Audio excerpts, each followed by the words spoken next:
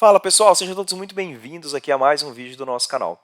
Eu sou o Bruno e hoje nós vamos conversar um pouquinho mais sobre como e por que otimizar as temperaturas do inlet em cromatografia gasosa.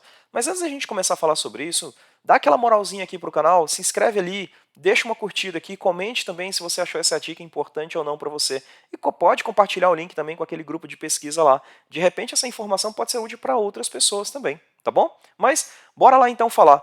Por que e como otimizar as temperaturas de inlet em cromatografia gasosa? A escolha da temperatura correta para o inlet em cromatografia gasosa, seja no modo split ou splitless, é muito importante para garantir resultados precisos e consistentes. Uma temperatura alta o suficiente permite com que todos os componentes da amostra se volatilizem de maneira mais eficiente, evitando que os compostos com ponto de ebulição mais elevados sejam discriminados e prejudiquem a análise.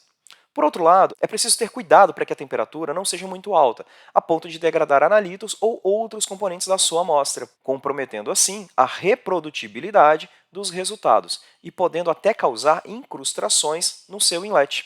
De maneira geral, a temperatura inicial recomendada para o desenvolvimento de métodos em cromatografia gasosa e de novos analitos é de 270 graus.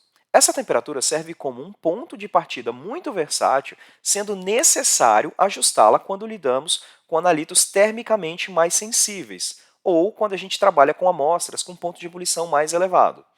Com o inlet ajustado para 250 graus e um programa de temperatura de reconhecimento no seu forno implementado, você consegue tranquilamente observar qual é o analito que elui mais tardiamente a temperatura do forno naquele momento. Você vai observar essa temperatura e vai acrescentar mais 50 graus. Perfeito. Essa é a temperatura de partida do seu inlet, para que você consiga uma vaporização eficiente.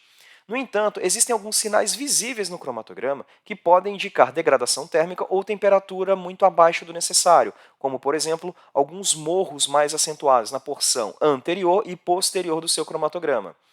Dessa maneira, se isso acontecer, você consegue ajustar a temperatura do inlet em passos de 20 graus, para menos ou para mais, até que esse morro se normalize. Olha só esse exemplo de como a temperatura do inlet influencia no perfil cromatográfico. Neste exemplo, a mesma amostra foi injetada no coinjetor a 200 graus, 220, 250, 280, 300 graus. Perceba o impacto que a temperatura do injetor pode causar no seu perfil cromatográfico. Após ajustar a temperatura, a reprodutibilidade de áreas dos picos ela deve ser confirmada com pelo menos 6 injeções consecutivas buscando um desvio padrão relativo inferior a 1%.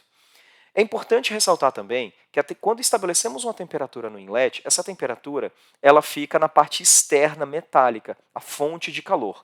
Se nós considerarmos a parte central do liner, onde realmente a sua amostra faz a volatilização, essa temperatura pode ser até 30 graus a menos do que a temperatura setada no seu inlet, por causa do gradiente de temperatura e da passagem de fluxo de ar ali, que tem ali dentro, né? A passagem de fluxo de fase móvel. Por isso é importante a gente avaliar também a temperatura do nosso inlet para a cromatografia gasosa, tá bom? Pessoal, essa foi mais uma dica então aqui da Matrix LCMS de como otimizar a sua temperatura para injeções em cromatografia gasosa.